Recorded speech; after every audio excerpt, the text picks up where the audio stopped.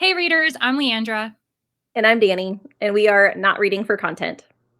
This is a monthly book club podcast dedicated to reading in depth and leaving no plot point unturned. Each month, we read one book over the course of 3 episodes, basically reading 1/3 of the book at a time. Feel free to listen along, or better yet, read the book with us. Our first season of the book club has the theme of genre blends. A list of books and the club schedule will be in the description. Hello, everyone. Welcome back to another episode of Not Reading for Content. We are so glad to have you here with us today for our last discussion of the Hitchcock Hotel. We are really excited to figure out how this book ends and discuss all of the intricacies of the ending. But before we get to that, just a little housekeeping. Remember, we are ending our season of genre blends today with the Hitchcock Hotel. We have had such a fun time, and we're so grateful that you guys have been along with us on the ride. But we are entering a new era, a new season of translated works that we will start next month with Inkheart. So if you would like to join with us, please grab your books and make a note that we are going to get started next week. I hear, Leandra, that you have a question for me about the Hitchcock Hotel. What's our bookish bite of the week this week? Well, indeed. And it is a question that I've had since the first episode, and I kept forgetting to ask you this. So now is my one final opportunity. Danny, how do you feel about reading a book with a character that shares your name? Because we keep talking about Danny in the book, and I was like, why haven't we talked about the elephant in the room that we also have a Danny here on the podcast? So, what are your thoughts about reading books that have characters with your name? Honestly, I think this might be the first time it's happened ever. What? I don't, unless I just didn't realize. But yeah, I don't think I've run across not a character that I can remember whose name was Danny. So, or even Danielle. Like, I don't get a lot of characters that have that name in the books that I've read. Actually, it's really funny that you bring this up because so we just finished Get a Clue readathon. I know it's going to be a ways away for those of you who are in our audience if you did participate in that readathon.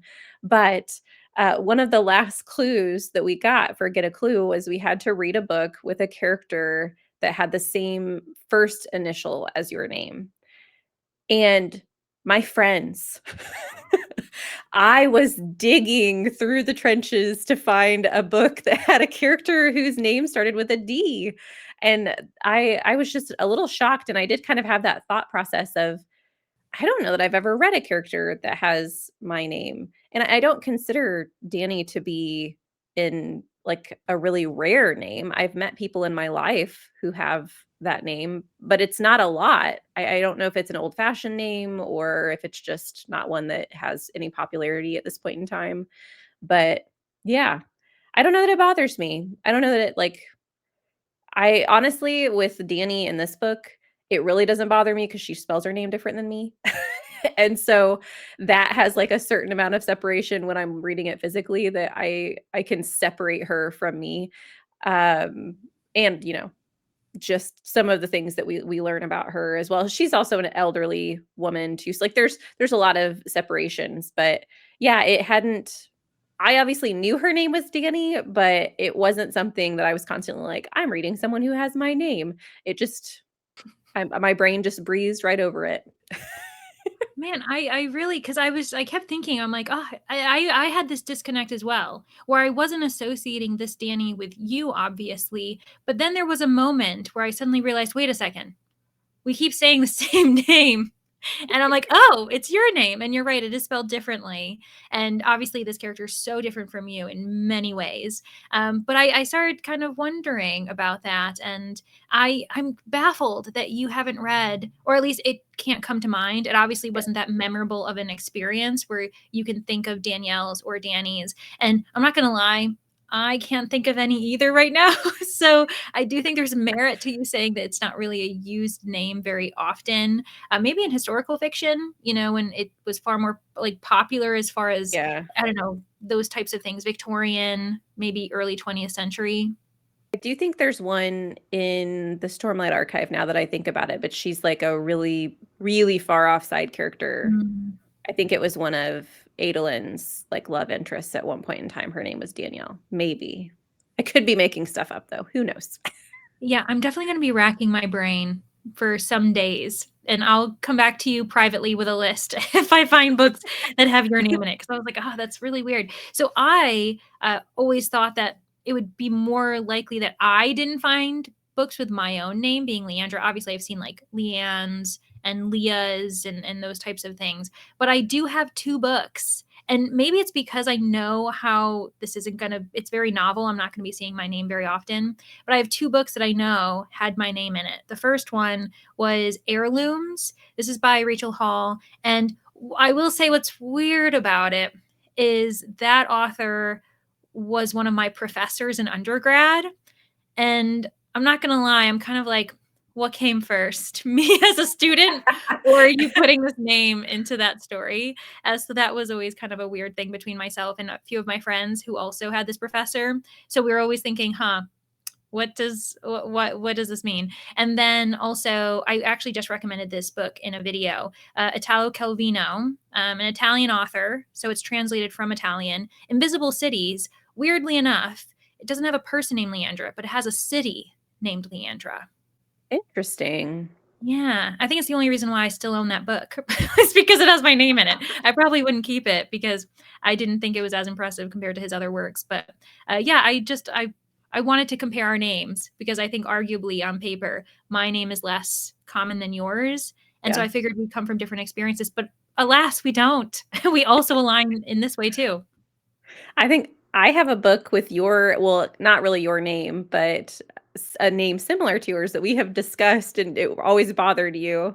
It Oh was my, I know the exactly what book Isle you're of talking Gods. about. The Isle of Gods had a character named Leander, and I remember every time I would talk to you about it, you'd be like, "I don't like the fact that his name is close to mine." Truly. And you know what? You and so many other people were reading this book at the same time, thanks to Battle of the Booktuber. And I kept wanting to support people and watch their vlogs. But every time they said Leander, I felt my like heart pick up. Like I thought they were going to say my name and then they didn't.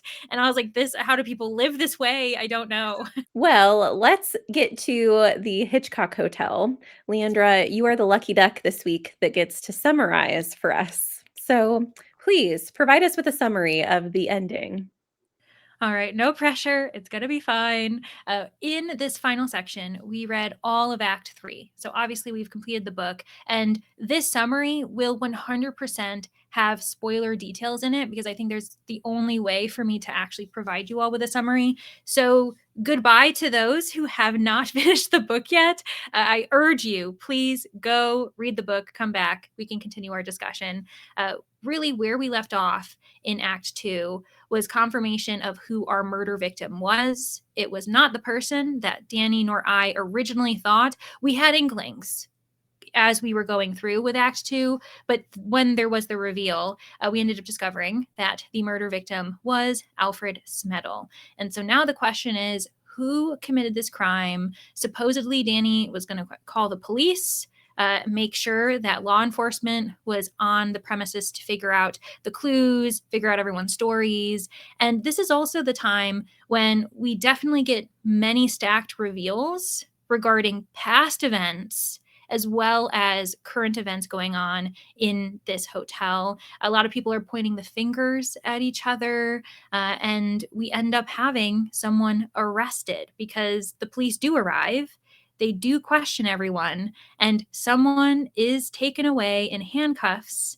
And I don't want to give any more details, to be completely honest, because I really want us to be able to organically discuss the ending because there were two or three big reveals and discussions of who this person could be. And I want you and I to kind of realize what we thought as we were going into it. So, first and foremost, where should we even start with this, Danny? Is there a specific scene or detail that you wanted to discuss at the beginning? I think that we should start with the fact that you were correct about one of your predictions with the backstory behind Alfred and Grace. But there was some additional things. But we did find out that Grace and Alfred had a love affair of sorts in college. So, what did you think about their past storyline and how their relationship progressed.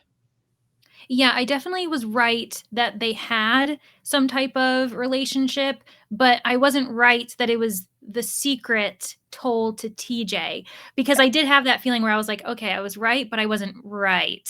Yes. So I'm like, okay, I'll accept that.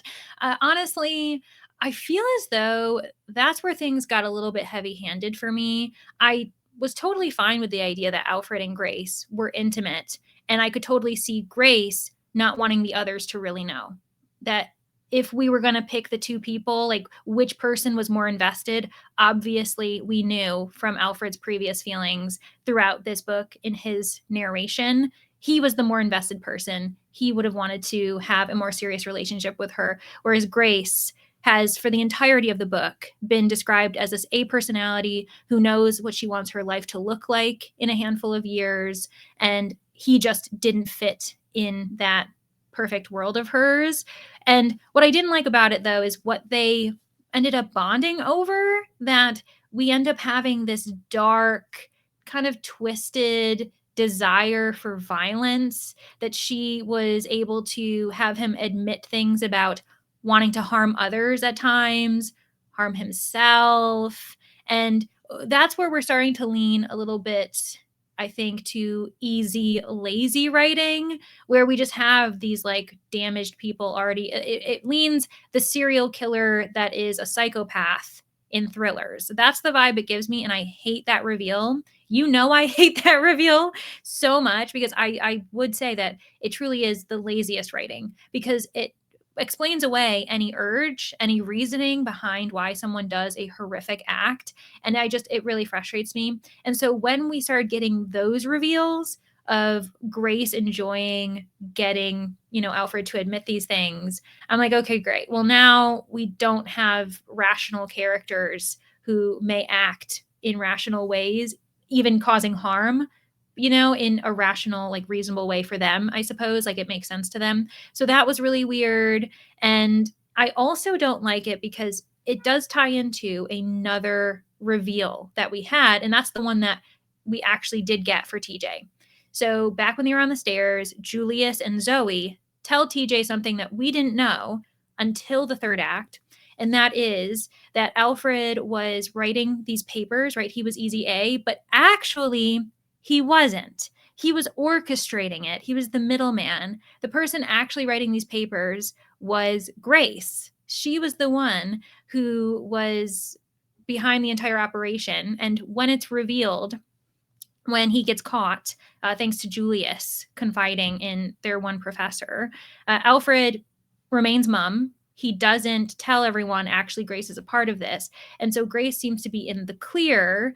And one thing that she does to ensure that he doesn't tell her anything is that she sleeps with him one last time, I think. And I really hate when that happens in books too. We've seen that before, where a woman uses her body and a man's attraction for her and ends up having, intercourse with this other person. And I'm just like, in a world where women actually, like, most women do not want this. They don't want objectification. They don't want their bodies used by men. I really hate us, and we always see it in thrillers, don't we? We always see it in thrillers that a woman is this Corella Deville femme fatale who will happily like use her body to like appease a man and keep him quiet, and like she's supposedly the mastermind. And I hate that. I feel like it's really demeaning, and I don't know, I just don't like it. What did you think? It made me dislike her character more Oh, because she 100%. wasn't I didn't feel, not that I wanted it to happen by any means, but I didn't feel bad for her. Like it was never, it could have been a situation where she was the victim, right? Where he was this possessive, obsessive personality and he was blackmailing her essentially, and she could have been forced into it. But that's not the vibe that we got from her at all, because we were in her perspective when all of this was happening, and she was like, I will do what I need to do. I'm going to control the situation. I've always been able to control him this way. And it was like a power dynamic thing. She wanted to be in control, and that was her way of getting it. And there didn't seem to be any hesitancy on her part of, I shouldn't be doing this. I shouldn't have to do this.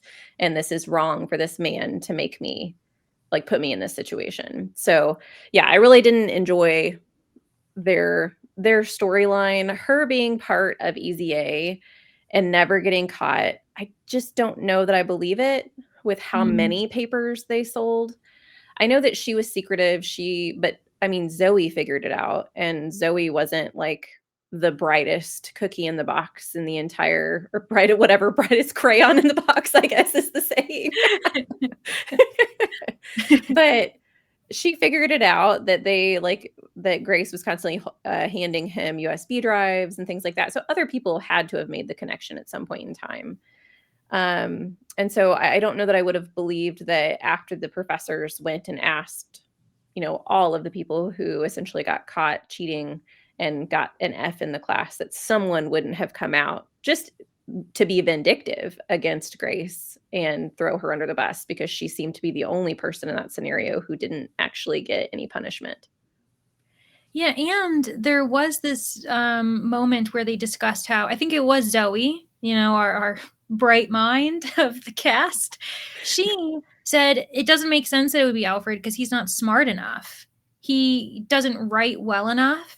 And even in Alfred's perspective, when he at one point offered Zoe help, he was, studying with her, mentoring her. And I think he may have written one paper for her actually where that happened. She was like, I got to be on that paper. Like, he's not actually that good of a student himself. He's more of the mind where he described himself as someone who has to work really hard. Like, Yeah. he will do the effort to get an A, and it might cost more effort compared to another person, but he's willing to do that, like compared to Grace, for instance, because supposedly Grace is just, so smart. And I think that would speak to the question of how would the student who's not even proven himself to being that excellent of a student to the rest of the professors, to the rest of the college, help others like excel and do amazingly in their own works. So yeah, the believability and like just the amount of time. Like I think that this is a case of just being a little bit over dramatized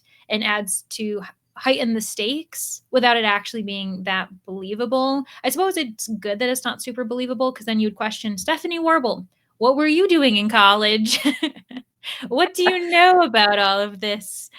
So yeah, I definitely agree that was overdone. And even Grace, I get her worry, like her fear of being found out, especially with Alfred pushing her and telling her that they're closing in. And it actually, I will say that I think it's more fitting that when we get to the death that happened in the past, it was the professor, which we did assume was likely going to happen just because he was literally the only light in this story. And we knew he was likely going to die. I think it's more fitting that she's the one who killed him and not Alfred, though. I do think that makes more sense and is a bit more satisfying because she really is the worst. And I'm glad, it sounds terrible, but I'm glad it was her who pushed him off the building.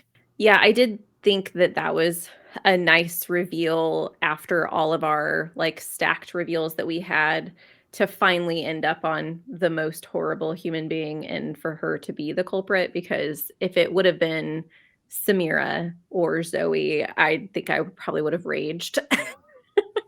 And so I was glad that it ended up being Grace. I will say that scene with them on the rooftop and the professor being pushed by Grace, directly after that, Alfred talking to Grace about how he made it all up. And he essentially pushed Grace and manipulated her to the point where he knew she would do something. He could sense in her this really negative and violent personality, but he manipulated her into killing someone who was completely innocent and didn't have any idea that she was involved whatsoever, which, adds to the fact that Alfred is a psychopath. But then he turns to Grace and says, like, now we're connected for life. And that completely creeped me out. I'm like, "Oh my gosh, I just want her to run," which, I mean, I don't really care about her, but at the same time, like, That is absolutely terrifying that someone would do something like that just to make it to where you have something. Like, it's kind of like having a child with someone, right? You have a piece of that person that you will forever be connected to that person. Except for obviously this was a murder, not a baby. And so I thought that that added to his kind of creepiness and even her creepiness, the fact that she didn't tell anybody about it.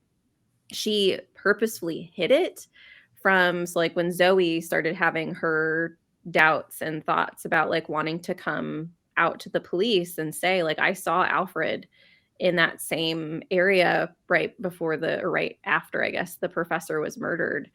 And Grace was just like, "Meh, it's fine."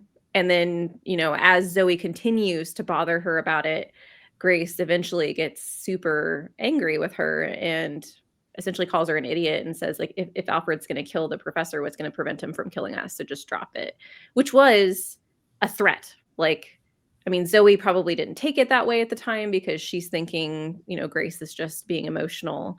But that was Grace's way of like, Alfred will hurt you, but no, really, I will hurt you because I'm protecting my peace in a really violent way.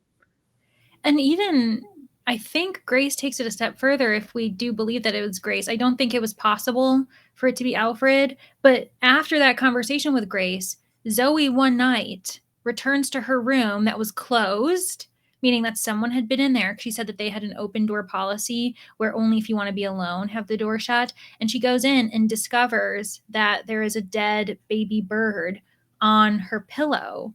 And she is running through her head wondering, like, who could have done this. And she's thinking, like, it must have been Grace is threatening me, and now I have to live with this guilt and this secret my entire life, especially because there was some discussions about what actually happened on that roof. Some people were saying that the professor took his own life potentially, because we realize after this that he ended up having a pretty severe case of cancer. He had lung cancer. I think it was stage 4.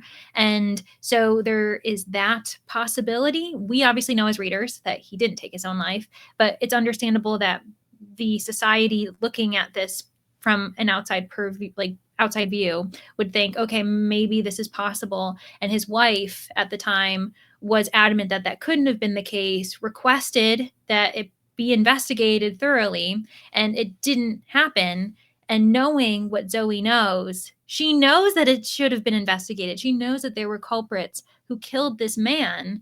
And now she has to live with it, years and years later. So that also explains why Zoe is the way that she is, what kind of weight has been on her shoulders. But she's not the only one that's having secrets in that kind of vein. We discover that TJ is the one who slashed everyone's tires.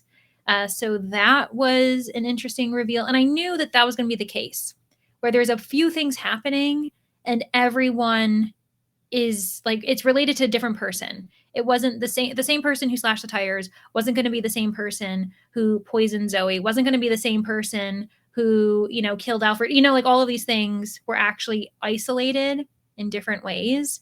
What did you think about TJ's situation and why he ended up slashing these tires? I thought that was overdone.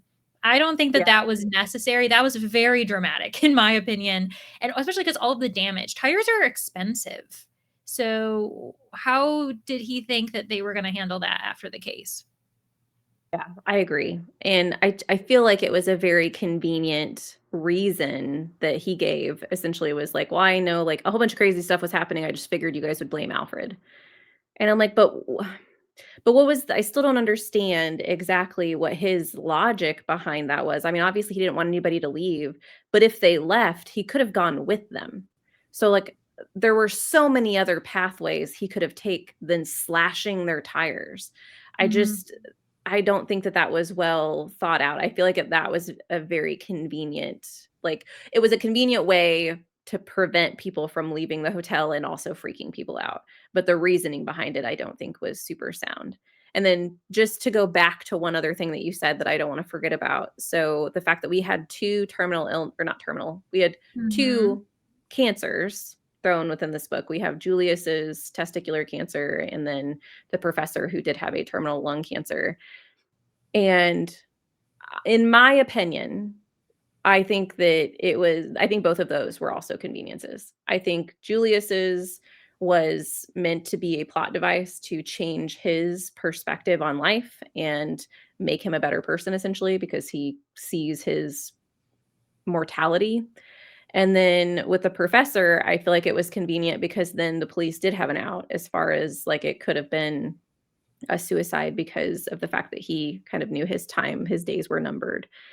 And I wish that I think even if just one of those scenarios wasn't in the book, I think I would feel a little bit better about it. We've had discussions about this before with our buddy reads. I do not personally enjoy reading about terminal illnesses, and it was not something that was focused on in this book whatsoever.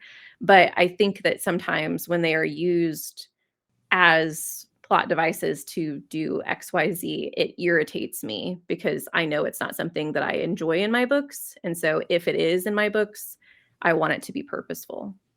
Mm-hmm. Yeah, and I feel as though with Julius, it could make sense specifically why it's testicular cancer. A man who throughout his entire life has struggled with his sense of masculinity, of being a presence in a room, his struggle with his father. I kind of get that. And just him being impacted by, like, again, testicular cancer is something to be taken seriously. But, I just think that it makes more sense for him to be so impacted by this one. Meanwhile, we have this far more severe, like lung cancer is far more deadly, to my knowledge. So I feel like that could have potentially also been different. It sounds terrible, but you could replace that with any terminal illness, especially because it was literally a throwaway. Like, basically, we needed an explanation for why he may have taken his own life. It could have been any other terminal illness. Because, like you said, we don't go into detail. So the fact that it's a second cancer introduced does seem like very convenient. And it also is just, I feel like it's one of those illnesses that authors will use because they feel like they don't need to do any research. Whereas if you're going to name a different terminal illness, especially one that maybe is lesser known or, people slap into books not as often, you may feel compelled to prove it, like dig a bit deeper, and maybe this author didn't want to do that. So those were two things that were quite convenient for sure. And where else could we go into this? Maybe Samira. I mean, Samira is someone that we haven't discussed very often, in this section at least. I think her biggest role was simply being our first huge reveal / red herring, because it's discovered that she's the one who was in the attic with Alfred. She discovered all of the creepy things that were up there. And when he came up, he was supposedly holding a knife. She was fearful for her life. And so when she's trying to run away, she does push him down the stairs. And then she just flees. She decides not to tell anyone. And so Samira immediately believes that it's her fault. She killed this man out of self-defense, but still. And then we get another reveal where actually it couldn't have been her, because underneath his turtleneck there is a rope burn. So how did you feel about the use of Samira as a bit of a red herring? Because again, we really don't see her for the rest of this section making any type of dent in the story, at least. Honestly, I kind of feel like her character could be removed from the entire book and it wouldn't really matter. I think it would make the book less enjoyable in the beginning because, as we've discussed throughout the podcast, she is the only shining light amongst the characters. She's the only good person or, slightly good person that we have seen, but she didn't really do anything. Like, I don't think she added anything. Now, originally, when they first were going through, like, there were definitely some hints at the beginning of this that Samira was gonna end up being the killer. Her, like, change in demeanor, and different things that people would hint at, like, "Oh, Samira did this," like, the fact that she had the cell phones and, like, there were all these things that kind of pointed to her being the murderer, and then, of course, she reveals that she thinks she is the murderer. That was really the only fun part about it was like us having that build up and then it not being her. But it really doesn't. Like you could completely erase her from the story and it wouldn't change a thing. Yeah, I agree. I feel like she was just almost like a personality hire, we'll call her, Yes. was just kind of there to bring some light and a little bit of kindness to this group of people who are arguably like always kind of act selfishly, or just I never saw them act out of kindness or thoughtfulness to each other very often. Like TJ, what was he?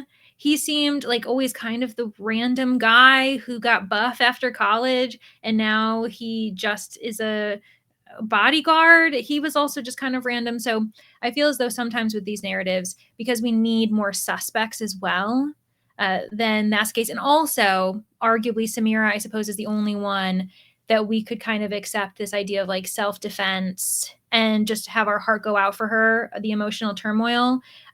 With that said, Zoe obviously was fearful of Alfred too. And there were a few other characters who felt uncomfortable with him. But I think because Samira was the sweetest person of the group, if it did end up being her, it kind of we're a little bit more okay with it because she really didn't have any secrets. She didn't have any ties to what happened in the past, actually. And I think that's why she's also someone that we could throw away and not think about because she's the only person who isn't really linked to the past events beyond TJ. I don't really remember TJ being involved in the past debacle either. Julius was because he was the one who told the professor in the first place what Alfred was doing. We already know why Grace and Zoe were involved in the past events, but I think Samira and TJ were untouched by it. They're just in this narrative because they happen to be a part of the friend group back then. And yeah, so that's kind of interesting. But obviously, we end up learning that Samira couldn't have been the one who killed him. She did push him down the stairs, but someone else decided to finish the job and strangle him. And who did the police end up arresting? Who ended up supposedly killing Alfred, Danny? Grace ends up getting arrested in front of everyone else. Yep. And TJ, of course, like kind of gets a little irritated and defensive, asking, what evidence they have or whatever. And yeah, that whole scene was, I mean, we had definitely like the motive. We know that Alfred was effectively blackmailing her with I don't think she knew that there was a video, but he knew about the affair between her and TJ. And so, and the fact that the video even existed at one point in time, that's enough motive, I would say. She also didn't have, which I thought that this was kind of an interesting thing for, I don't know if it was the police that said it. I think maybe it was that they said she didn't have an alibi because she couldn't prove that she was in bed. And I'm like, who can prove that they're in bed unless they sleep with, someone right next to them? That's not something that you're going to be able to prove. I guess she had the strength to do it. Oh, they found the rope in her room, or they found the rope on, like she had the rope on her possession. But we know all of And that was, Zoe. We had Zoe confide everything because when the oh, yes. police arrived, they interview everyone. And there's a moment when we're in Zoe's perspective where she's thinking, should I finally divulge everything I've been holding all of these years, everything I know and what I saw that day? And we end up, cutting to other people's perspectives. But once we are finally arresting Grace, there's this moment where we know that Zoe clearly also confided in the police. So that was also something that the police had to point the finger at Grace too. We then have the last POV of our storyline enter the story. The person that we have said since the beginning that we were intrigued by, and Danny, shows up. And I will say that while some of the ending of this book, her essentially explaining everything that happens to the reader, everything that has gone on, the years of planning that Danny has really went through to make this weekend what it was and get revenge on her husband's murderers, because we find out that Danny is the wife of the murdered professor. I did like the reveal that it was a revenge story for her and that she was seeking revenge for her husband. I don't think I enjoyed the monologue aspect, the fact that there were so many things that she told us that there was no way as a reader I could figure that out.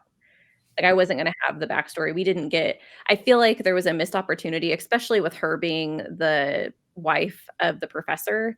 I think it would have been really easy for, like, when they're searching the rooms for the cell phone, like, if they go into Danny's room, maybe she's got, like, a photo of the professor in her room, or like, I feel like there could have been clues that we could have gotten along the way that would have helped us as readers realize what was going on with her character.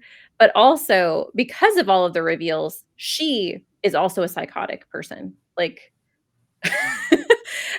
which was frustrating. Like, I was pleased with the reveal that it was her because she was doing it for her husband, but with the explanation, the more and more and more I got from her, I'm like, I don't know that I like this. Like, I feel like it would have been better had she been a person who was doing this rationally, which that's weird to say because, people don't murder other people rationally, but I feel like there could have been a more believable way for her to be the person who was the culprit behind all of this, and really her just using it for convenience's sake instead of it being a 16-year plan out to get Alfred, and find out information about her husband's murder. What did you think? For me, I fully know what you mean, though, about wanting the murder to be rational and there to be good reasons. Because I think if we hide behind this idea where the villain or villains of the story are simply mentally disturbed or gone mad for some reason, it really does cheapen the intricacies of the plot. Because I would rather know that this person was fully in their like capable mental state, knew what they were doing, because there are evil humans out there. There are people who are morally gray, who believe that justice has failed them and so they need to become vigilantes, or there are people who are good in a sense, but they're driven to do bad things for fear of being found out with other secrets. Like there are so many other reasons that's what it baffles me so often that we get someone who just ends up being unhinged, because I was like, you actually don't need that for someone to be a murderer. I know it's a wild concept, but you really don't.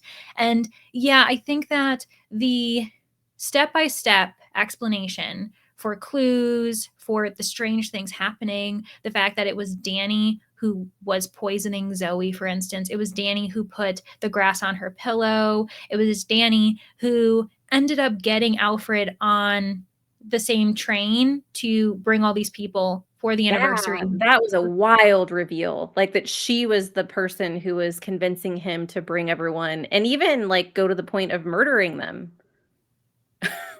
Yeah, like she was not messing around. This No. sprightly older woman, but at the same time, yeah, it seems as though her grief for the death of her husband led her to become ever more irrational and willing to, yeah, just do some crazy things at the end of the day. I wish that she was a bit more like solid minded. Like I wanted her to be more of a grounded character. And even with her, there were some conveniences. The fact that she used to own a bed and breakfast, that she was in hospitality, and that's the only reason why she was then able to miraculously get into Alfred's trust, because he was opening a Hitchcock Hotel. And who would have been the best housekeeper for the job? Well, Danny, because she, worked years and years in hospitality. So there were quite a few conveniences already wrapped up in that. And we do get these types of monologues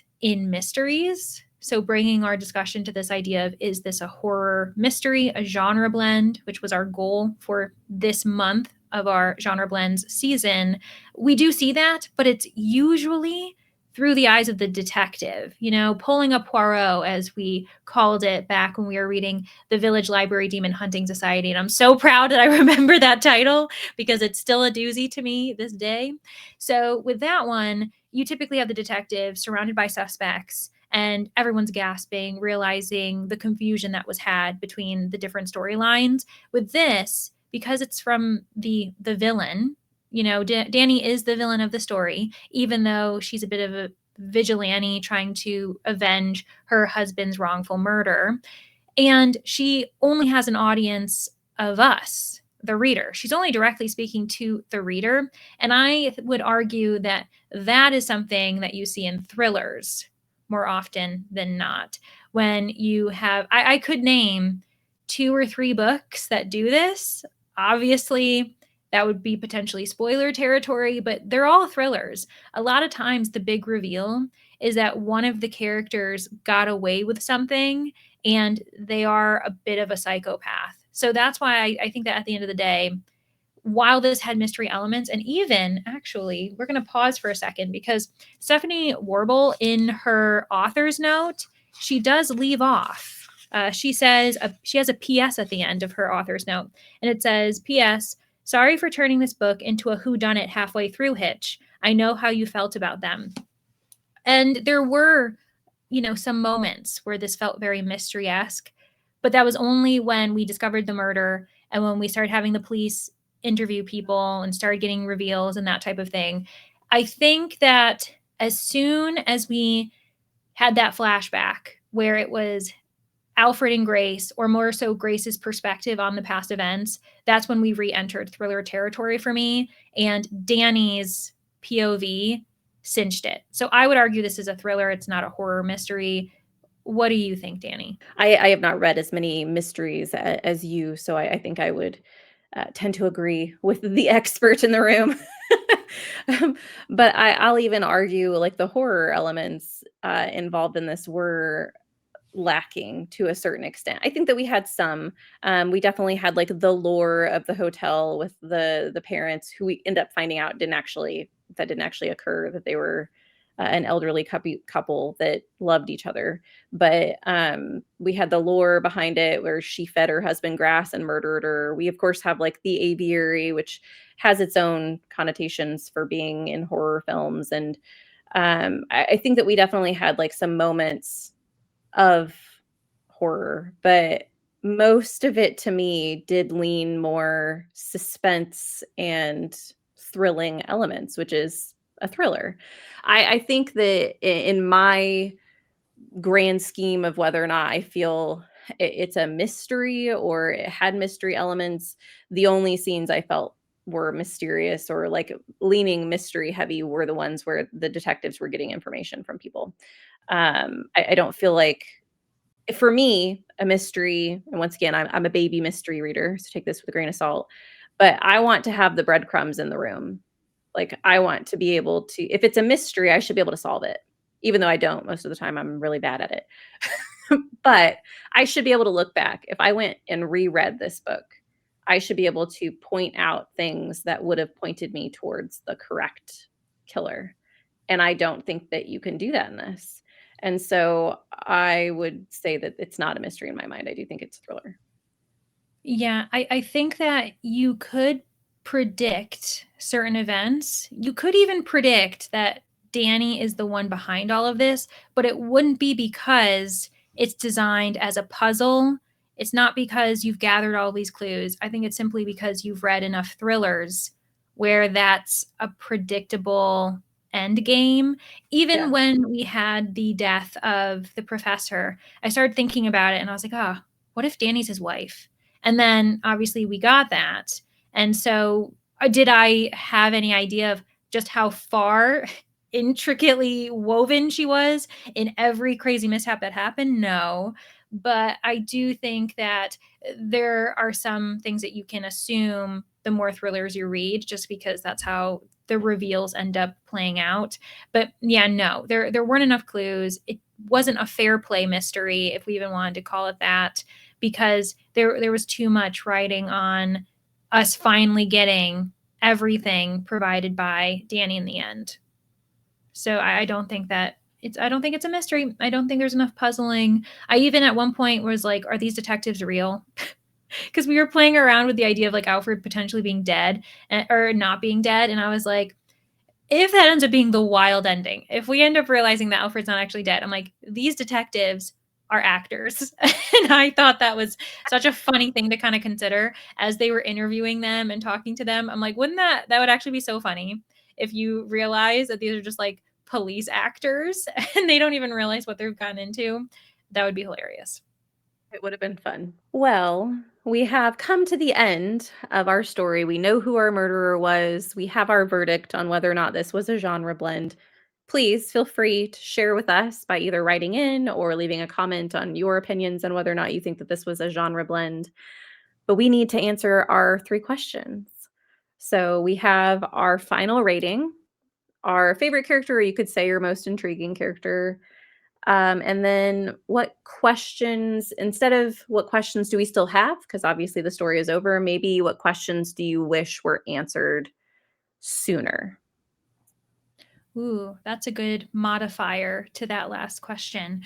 I am going to answer these things out of order because I have that right.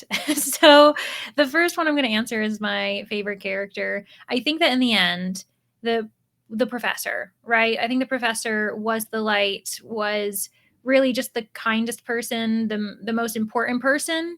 It was he, like him being the professor for film, right? That makes him extremely important. Also, his death linking to all of the events that were happening later on in the book. He was the key to everything. If the professor didn't exist, the story wouldn't exist. And I still stick by the fact that he would probably be a great professor to have when taking a class if we were attending university. So I'll stick to that. Really, all the other characters, even Danny, by the end, I could just throw all of them away. I feel badly about that, but I'm just kind of like, I don't know. Maybe it was being in Danny's head for that long monologue ending. I think she lessened in my mind as far as me enjoying her character and her perspective. For my rating, ooh, this is, you guys can't hold me to this because I am answering this on the fly. I did not think about the rating leading into this, which is very not like me. I think I'm gonna lean a 3.25. I know that's a severe drop from originally being a 4, but I don't know. I feel like it lost its luster for me. Even the fact that it was a very easy read, I still found the ending to be a little bit unsatisfying. And because I'm deeming it a thriller, the ending has way more weight because thrillers are Yeah. pretty much only designed around how satisfying the ending was. And so I feel like a 3.25 is me working around all of my feelings. So I think that's where I'm going to leave off for that one. And then as far as questions or things left unanswered that I would have liked to have more information about, is I suppose I don't even really care about this, but we didn't we didn't address how all of these characters at the end of the day just accepted, like, yeah, I guess Grace did it. Grace killed him. Well, should we all go to the city together? And they're all imagining this idea of the gang coming back together. Now that Alfred and Grace are gone, maybe they can actually be a normal friend group. And I don't know how realistic that is. I would say that from what we've seen over this weekend and in the past, it shouldn't work. But I feel as though there was this kind of weird attempt at like a happy ending where these characters actually do get to hang out together later on. So I suppose that's a question I have that I really don't care about having the answer to. So you can take that however you want to take it.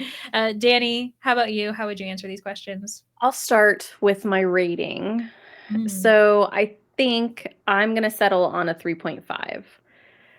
I the ending was a disappointment for me. I don't like how many conveniences there were and the fact that it just didn't feel like something that we could have figured out along the way. It was something that we had to be told at the end, which is always a little disappointing to me. So I think that's where I settled, was a 3.5. I don't hate this book by any means. It was a very easy read and something that I do think, especially fans of Hitchcock, would have a fun time with this book. I think that it would be something that would be enjoyable just for the nostalgia of seeing all the different aspects of the hotel and the murder come together. I did find the fact that Alfred was the victim to be really fun. So I think that there is an audience out there for this book for sure.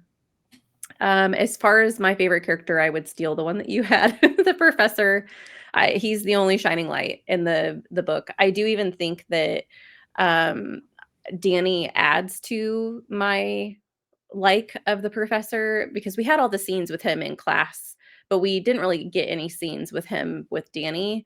We just have her sitting. She brings, I think, black dahlias were his favorite flower, and she brings them to his gravesite every day. I can't remember. She did it frequently.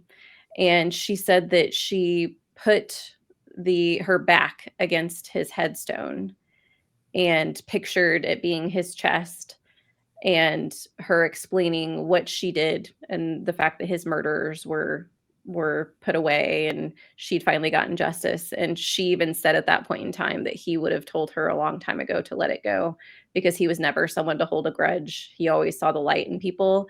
And so even someone, a really horrible person's perspective on this person was that they just brought light to the world.